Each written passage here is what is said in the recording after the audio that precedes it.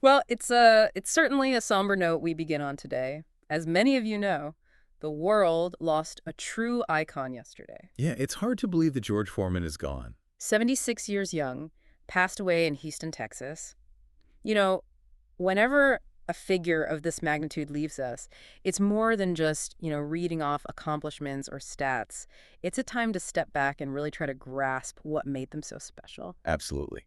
And with George Foreman, where do you even begin? I mean, Hmm. Olympic gold, two-time heavyweight champ, Oh, preacher, an author, a businessman. The list just goes on. it really does. It almost feels like several lifetimes packed into one. So, for this deep dive, I think what we really want to do is understand George Foreman, the man, not just the highlights reel, but the journey, the struggles, the transformations. Right, because those are the things that resonate. Those are the things that make him so relatable, despite achieving this almost mythical status.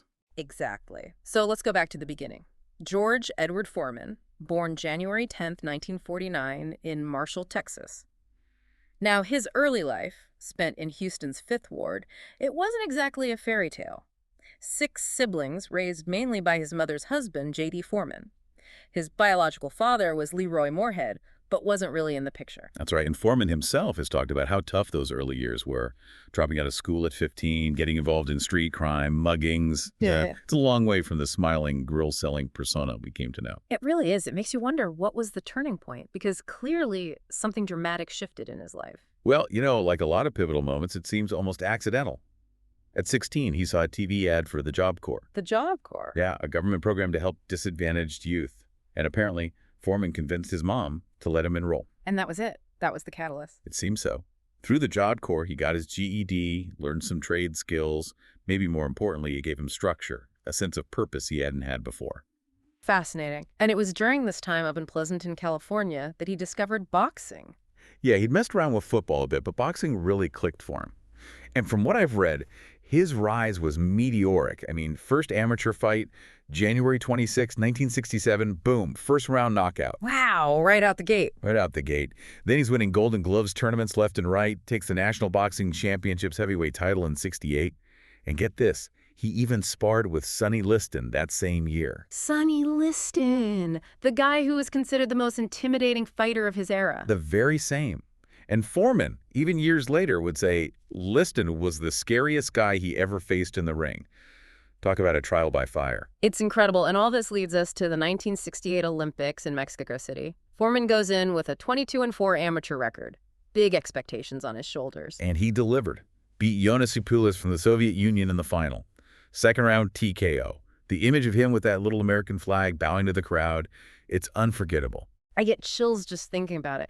And he always said, that gold medal, that was the pinnacle for him, even above all the world titles. I think it represented more than just athletic victory. It was validation, a symbol of how far he'd come from those tough streets in Houston. So 1969, he turns pro. And again, it's just this immediate dominance. 13 wins his first year, 11 by knockout. Yep, the power was undeniable. And as he went on, facing tougher competition, that power just kept leveling guys. Gregorio Peralta in '70, George Chuvalo. Guys who could take a punch, but nobody could stand up to Foreman's force. Right. Then, of course, 1973, the fight that shocked the world, the Sunshine Showdown against Joe Frazier. The undisputed champ, and most people thought Frazier's relentless style would be too much for Foreman. Me included. But man, were we wrong. Yeah. Second round, 6 knockdowns, TKO, that down goes Frazier. Call from Howard Cosell, it became instant boxing lore. It really did. Foreman, at 24 years old, was the heavyweight champion of the world, and he just seemed unbeatable. But it's interesting, during this period, the media painted him as almost a recluse, aloof, even a bit menacing. Yeah, kind of like a Sonny Liston 2.0. But, it's hard to say how much of that was genuine and how much was perception, maybe even a bit of, boxing hype. True. But regardless, he backed it up in the ring. Those title defenses against Jose Roman and Ken Norton were just brutal displays of power. Roman went down in the first round, Norton in the second. I remember Norton was the guy who broke Ali's jaw. Nobody was supposed to walk through him like that. But Foreman, at that time, he was just on another level. So everyone's waiting for the inevitable showdown. Ali versus Foreman, the Rumble in the Jungle, Zaire 1974. It wasn't just a fight, it was a global event. Absolutely. And Ali, he played it perfectly. That rope-a-dope strategy, letting Foreman punch himself out. 8th round, Ali catches him, knockout. First time Foreman had ever tasted defeat as a professional. A huge upset. And it seemed to shake Foreman. He did that weird Foreman versus 5 exhibition thing, but the crowd was booing, chanting Ali's name. Yeah, it felt like maybe his aura of invincibility was gone. But then, in '76, he has that insane fight with Ron Lyle. The fight of the year. Total slugfest. Man, Both guys hit the canvas multiple times. In the end, Foreman wins by knockout in the 5th, but man, it was a war. showed his heart, his willingness to dig deep, and he followed up by beating Frazier again in a rematch.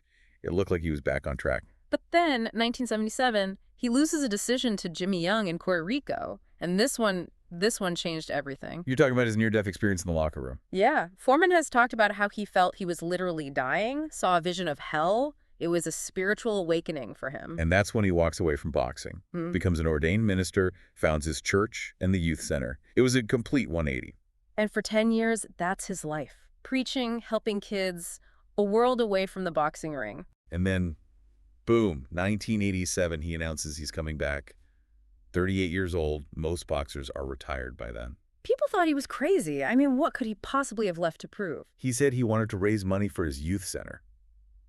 And maybe there was a part of him that still wanted that shot at Mike Tyson, who was the new monster on the block. It's amazing, though, how different this Foreman was.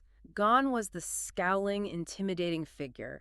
He was almost goofy, self-deprecating, always smiling. It was a brilliant move, really. He made himself relatable, and that, combined with those knockout wins, people started rooting for him again. And that power, it hadn't gone anywhere. He beat Dwight Muhammad Qawi in '88, then Burt Cooper, Jerry Cooney. It was like watching a heavyweight lumberjack chop down trees. But he was smarter, too, pacing himself, not trying to end every fight in the first round. And then, 1991, at 42 years old, he gets a title shot against Evander Holyfield. Doesn't win, but goes the distance. That 7th round, man. It was like watching two titans going at it. Foreman lost the decision, but he earned a whole new level of respect. Then there's that controversial win over Alex Stewart, a loss to Tommy Morrison. He even starred in a sitcom for a while. George. It was actually kind of funny. But all this time, he's still chasing that title. And then it happens. November 5th, 1994, against Michael Moorer. 45 years old, Foreman is an underdog, down on points going into the 10th round. And then, bam. One right hand, Moorer goes down, doesn't get up. George Foreman, world heavyweight champion again. Oldest man to ever do it. The crowd went nuts. It was like a movie scene. And, they stripped him of a couple of titles during that second reign, but in a way, it didn't matter. He'd already made history, proving that age really is just a number, that you can achieve the impossible if you set your mind to it. He fought a few more times after that, even a controversial loss to Shamon Briggs in '97. But eventually, at 48, he finally hung up the gloves for good. Went on to become a respected boxing commentator, and of course there's the George Foreman grill. Over 100 million sold. I mean, who hasn't owned one of those things at some point? He made more money from that grill than from all his boxing combined. Incredible. And through it all, he had this huge family. 5 sons, all named George Edward Foreman. Gotta love that. Plus 7 daughters. And his daughter Frida even boxed professionally for a while. Yeah, it's like this whole legacy he built.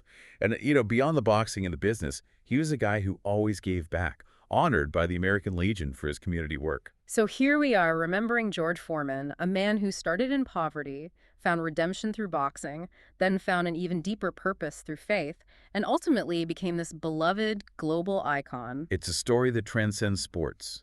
It's about second chances, about resilience, about never giving up on your dreams. And maybe it's about not taking ourselves too seriously. I mean, the guy named all his sons after himself. Gotta have a sense of humor about life. Absolutely. So as we remember George Foreman, maybe that's the lesson we take away. Fight for what you believe in, but don't forget to laugh along the way. Thanks for joining us for this deep dive. And to George, wherever you are, rest in peace, champ. Amen to that.